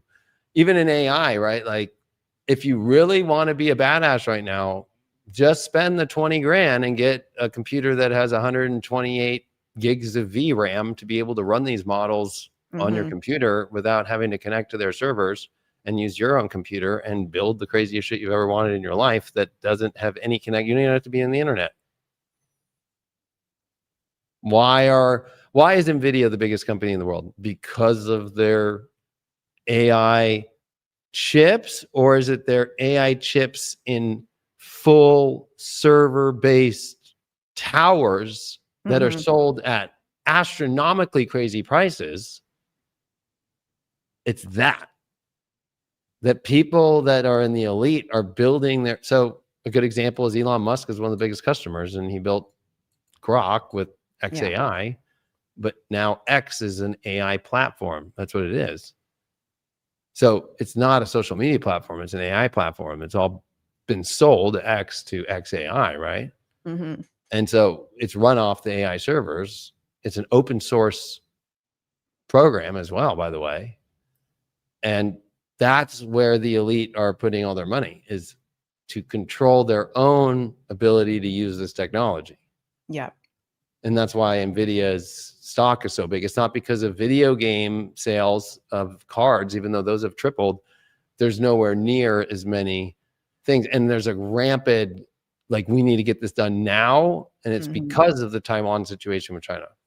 Right. So that's going to be what we move into, is like, I think what's going to be the death blow to the EU and Scorpio is you relied on other people's stuff. Scorpio, you're not building, and that moon and Taurus got starved. And it's going to be where if Taiwan shuts down, guess what? America, of course, has invested, and we've gotten Arizona now to where we can build these chips. And they're never telling us how many they're making or whatever, right? Because that's going to be top secret, because they don't want anybody to know. But guaranteed they've already started that production. And when Taiwan goes, where's the Europe going to go? The Chinese goods are going to be China's version, which of course infect their own malware and be able to take control of their whole entire grids or whatever, right? Right. And that's going to be the death blow, and the prices being astronomically high, and people in Europe don't even have money. I mean, if you're a European, you're already not even close to the 1%. It's America. If you're in America and you make over 30K a year, you're in the 1% of the world. Right. So I'm worried, because there's something about, if I want to go into like the occultism in these weird transits, like the biggest things happen in Europe. Yeah. And it becomes like where the blood sacrifice is these countries, especially where Ukraine is, ironically enough, right? Like that is where the big bubonic plague, the Black Plague started, was where Ukraine is in Crimea. That's exactly where it started. That's where there's been many different wars and all the World War II bloodshed all through those regions and all through those countries. France is always one that's used for bloodshed. Same with, even Amsterdam gets involved in little ways. But yeah, I mean, that's an area that's a blood sacrifice place. Yeah. It's pretty scary. What advice would you have for people in Europe at the moment for 2026? Get the fuck out. Yeah. There's nobody coming to save you there. The way that Canada is kind of like very, like, it reminds me of like mice that have been given like Xanax. Like, are we going to get the mice to figure out how to get out of here? I don't think so. Right. Right. That's the same in Europe. So it's like, you think they're coming to save the day? Like, no. Yeah. Right. And then you have extreme honest threats about Russia, because the only way to stay alive is getting all this money pulled together to go to war, right? So if you've got a kid in Europe like that they keep touting that, and then it was just last week that Macron and all these other prime ministers came together and said, no, this peace deal that America's trying to do right now, we're going to protect Zelensky. So it doesn't matter what peace is trying to come, they're not bringing it. They want European men in the battlefield. They want the women to be the nurses again. Yeah. And use the new nurse technology. And that's going to be because all of the EU and all these pensions and all these, like, the money you put in, you guys spend so much on taxes, it's insane to have your healthcare. That's all going to go away in the next 2 years. And what's going to happen is then I don't even have that. I was just robbed. There's no money and they just want me to go to war. Like, are you kidding? And then we're not getting goods. So, right. I think people that are strong could hold it down. If you have the means and you have like a cool property and you build and you have tools and you have that, I think you're fine. But I think if you're just like living in your traditional European Union situation in a little, like, there is no big homes unless you're rich, right? Like, it's like, it's like the slums. Everything's small. Very close together. Yeah. Yeah. That's just like,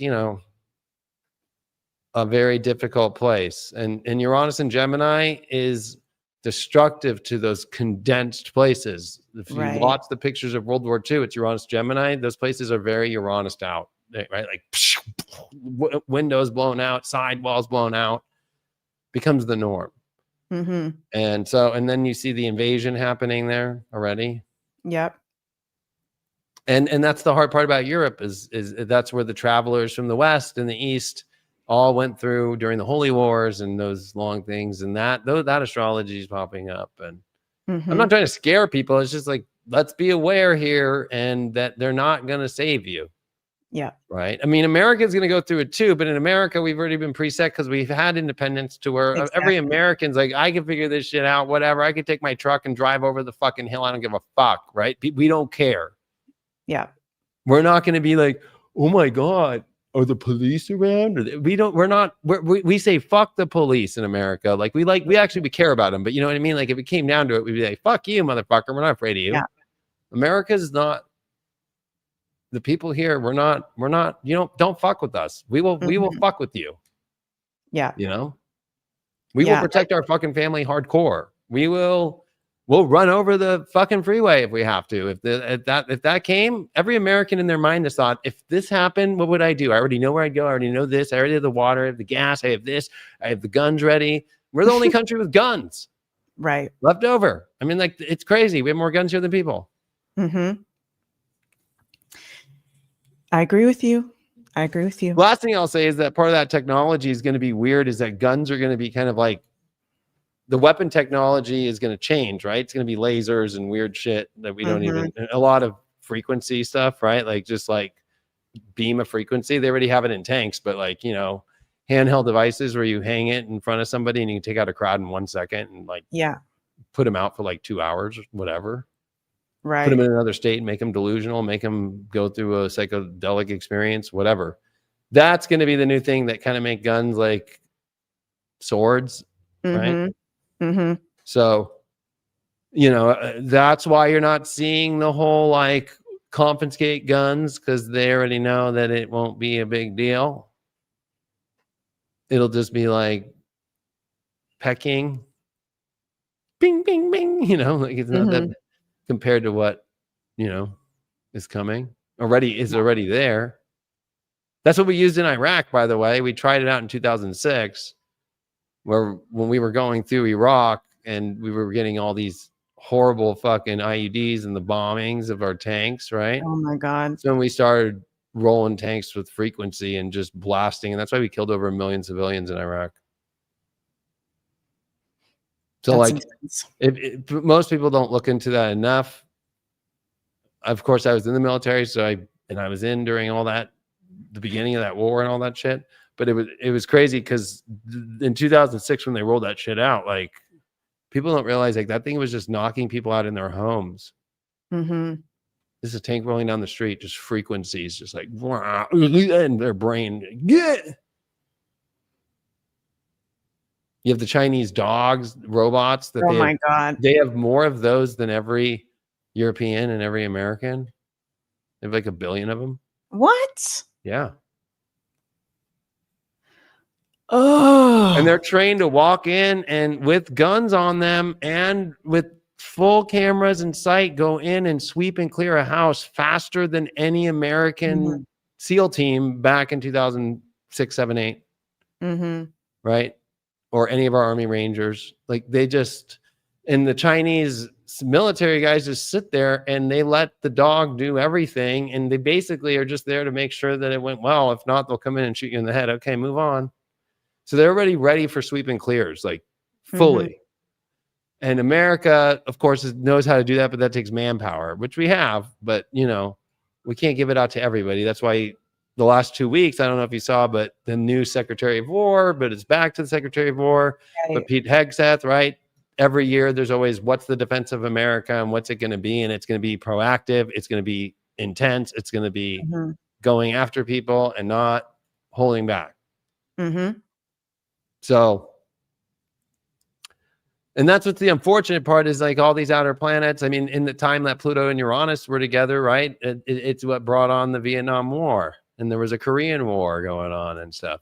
So people forget that there were wars with Pluto, Uranus that were horrible. And then all those hippies said, how dare you go to that war and kill a baby, when these men were forced by law to go and be conscripted and drafted in, and you don't know if they killed a baby or not. Mm-hmm. But the hippies rejected them in society. And so there's an ugliness to this Pluto Uranus and this trine. And what I hate is a lot of these astrologers that were alive during then, and they boast about it now. You're the same ones who couldn't even accept a human being who had no choice.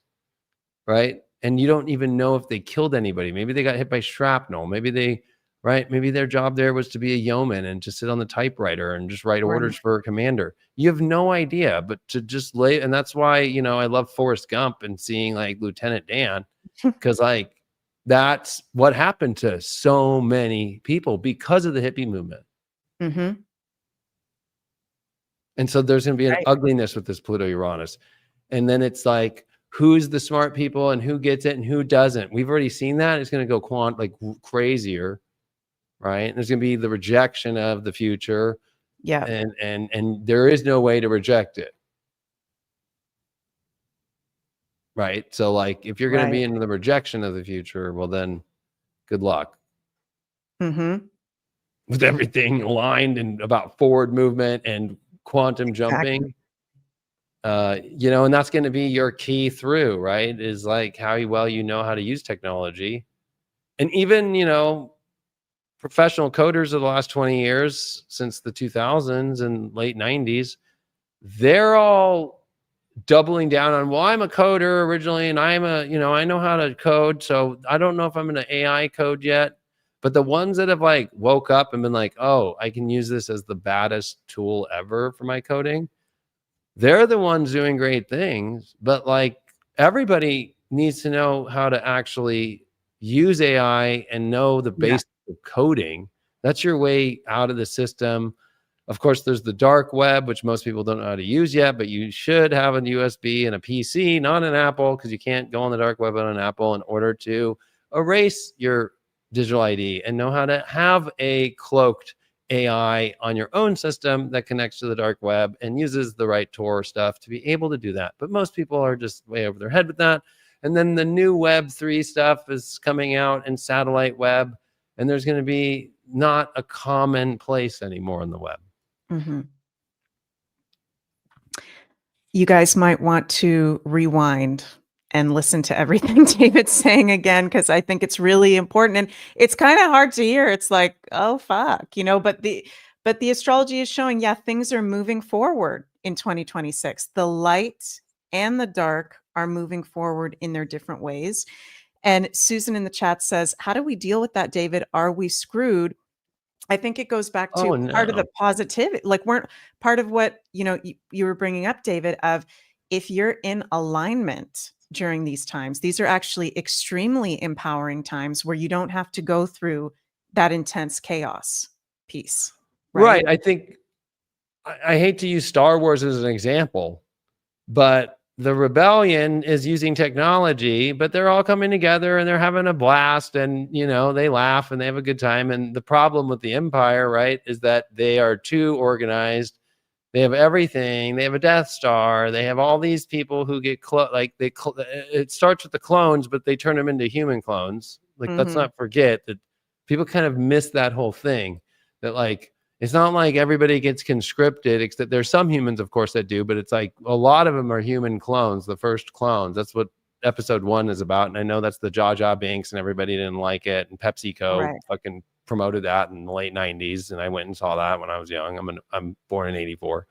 But like, that's the beginning of the Clone Wars, right? And the idea of these clones and the robots. But we get through it because we work together. And if you think of like how a Jedi works, that's how you got to get through this. That means you know how to code, and you also don't follow the bullshit. And no, there's nothing to see here, right?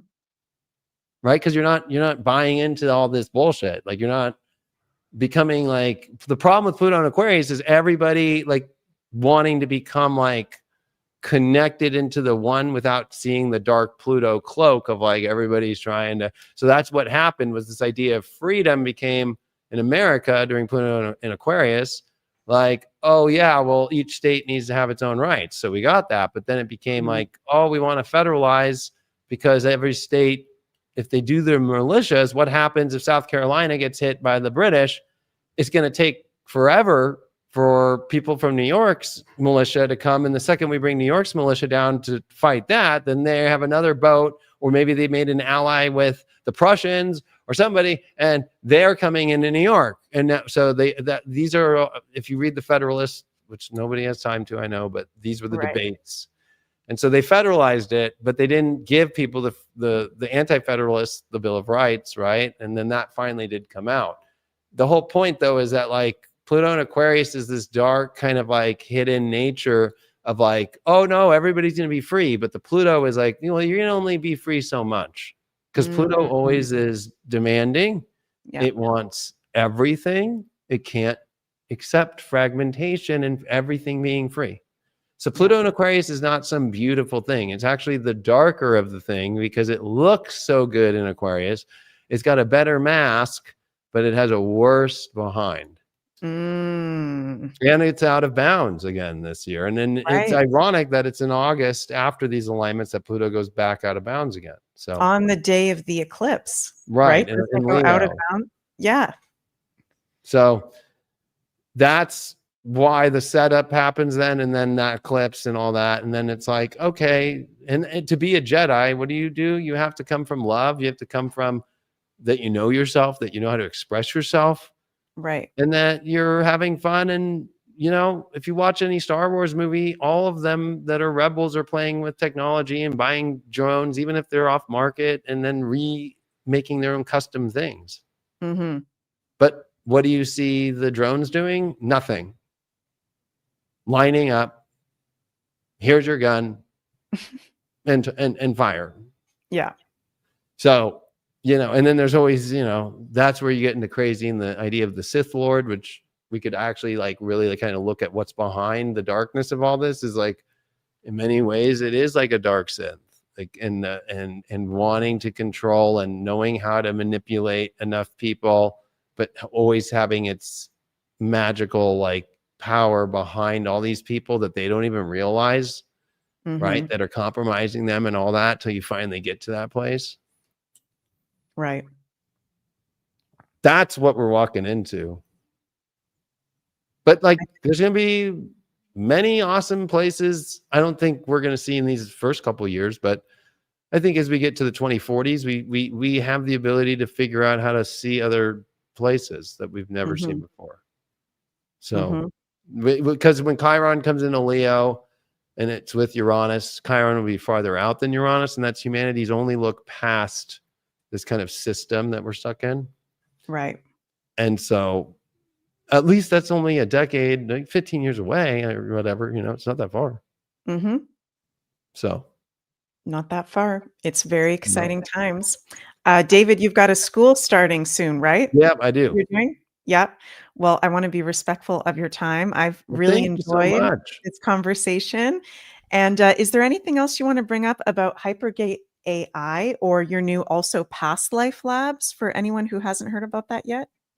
Yeah, I mean, Hypergate AI, start off with that. I mean, that's literally the first, and we are the ones who started it, the first AI that works for astrology, but not only works, actually is mind-blowing in every way. You can add all your own charts, and it's been trained to be fully open, meaning it's not like this other one that just came out recently claiming to be the first, which is kind of sad that they claim that, but that's very woke and very like just like trying to be a co-star again.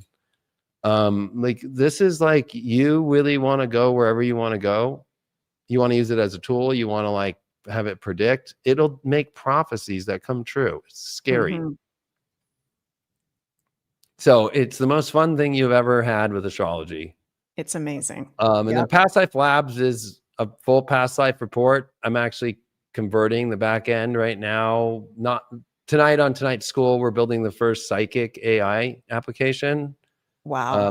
We're on 9th week of building things. I've been teaching people how to build conscious AI in my class. And we've already built the scaffolding, and now we're on the agenic, and I'm going to teach people how to train agents and AI and how we're going to train it to be fully psychic. And That is insane. Oh my God. even the camera on your computer or your phone, if you allow us to turn it on, will know every emotion and feeling and your vibration. Like, it's that insane. But with Past Life Labs, I'm going to turn it into a full past life regressionist live. Wow. So you can get past life regressions from it. And I'm not talking, and I know people are like, what? I'm telling you, as you know, because you're on Hypergate, you're like, how in the fuck is this thing that good? Like, scary. Imagine that, where a past life regressionist and a chat, and that always tracks your astrology and all that, about you're going through a past life situation here, and then timelines it and catalogs it in all of your past lives. That's what I'm so cool. Right. So yeah, I know people are probably like, what? But that's where, I mean, I'm already there. It's already, the architecture's already there. I just have to I need more time to implement the Past Life Lab one, but I'm finishing the psychic one on my school, and the app for the app stores for Hypergate, and then the new agenic stuff for Hypergate that I'm working on. So there's always something. It's kind of weird because I will say this, that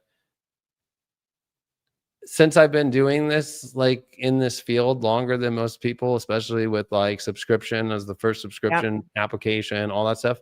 This is the first time since 11 years when my app came on the App Store, and having TV networks and doing YouTube and all that shit, that more people are converting and wanting to buy the AI version of all this than subscription about video and all that. Wow. So if you're in this field and you're not into AI, then I don't know what to tell you, because as somebody, I'm telling you this not to scare you, I'm just telling you the data from the only guy who has probably more data than anybody in the astrology field with this. So that people aren't excited about the video stuff anymore. They're excited about the AI version. That is fascinating. Just and it's so mind-blowing. cool.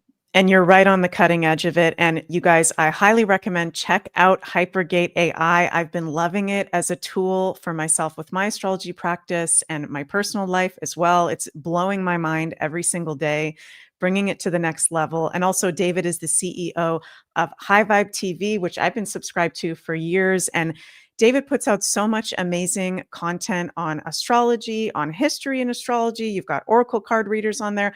I love Full Disclosure with you and Natalie. That's my favorite weekly show. Natalie is amazing. So Dave, go check out David's links in the description box. There's so much amazing stuff. And David, again, thank you so much for making the time. I know that you're super, super busy, and maybe we can do this again sometime. Yeah. Thank you. You're awesome. Yeah. And super thankful and grateful for you and your support, and to, hey, share your audience with me to just talk about what we talked about. So I appreciate it. For sure. Well, thank you all so much. We're sending lots of cosmic love your way, and see you next time. Bye-bye. Bye, everybody.